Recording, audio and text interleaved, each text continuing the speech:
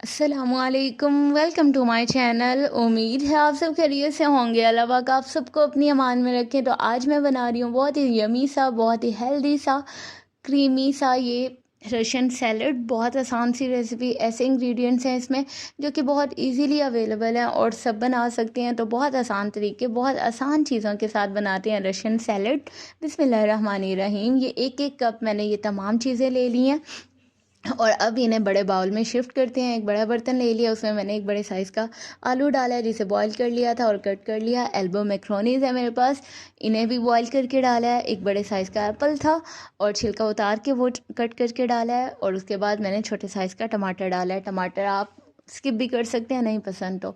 एक कप मैंने सफ़ेद चने डाले हैं जिन्हें बहुत सॉफ्ट सा बॉईल कर लिया था। उसके बाद मैंने इसमें खीरे डाल दिए हैं, एक बड़े साइज़ का खीरा था वो डाल दिया। उसके बाद मैंने इसमें एक कप ग्रेप्स डाल दिए। ज़ीरा ले लिया और काली मिर्च ले लिया, इनको लाइट सा पीसा है, बहुत फ़ाइन पाउडर नहीं था वो डाला है। और chaat masala half tea spoon डाल दिया। अगर आपको चाट मसाला इसमें नहीं पसंद तो आप चाट मसाला स्किप भी कर सकते हैं। अब इन सारी चीज़ों को बहुत अच्छा सा मिक्स करके रख देना है। अब आते हैं अपनी क्रीम की तरफ। तो क्रीम हम रेडी करते हैं जी। मैंने ले लिया आधा कप दही और उसके बाद एक ये बड़े वाला जो पैकेट मिल जाता है क्रीम का, और वो ले लिया। पूरा पैकेट इसमें डालना है। और उसके बाद जी इसमें तकरीबन आधा कप ही मैंने मेयोनीज़ ऐड कर दिया।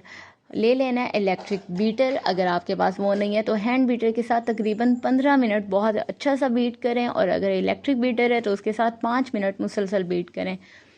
और एक और चीज़ वो मैं आगे जाके आपको बताती हूँ। अभी ये क्रीम इस पर डालते हैं और क्रीम डाल के बहुत अच्छा सा इसे मिक्स कर लेना है।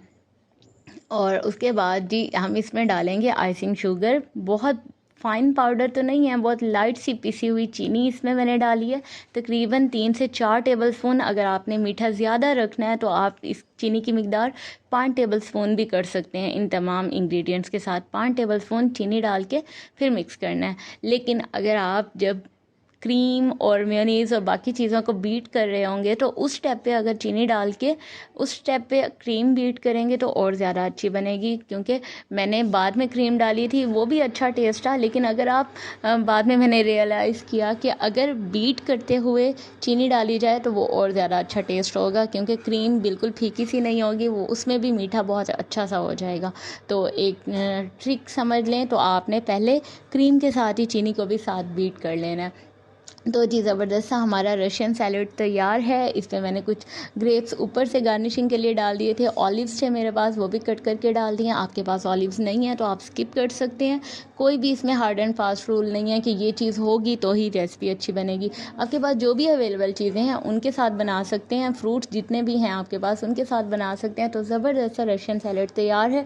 उम्मीद है मेरी रेसिपी पसंद आई होगी। वीडियो पसंद आए तो लाइक, कमेंट एंड शेयर ज़रूर कीजिएगा। चैनल सब्सक्राइब कर दें, बेल आइकन प्रेस कर दें। Thank you so much. Allah Hafiz.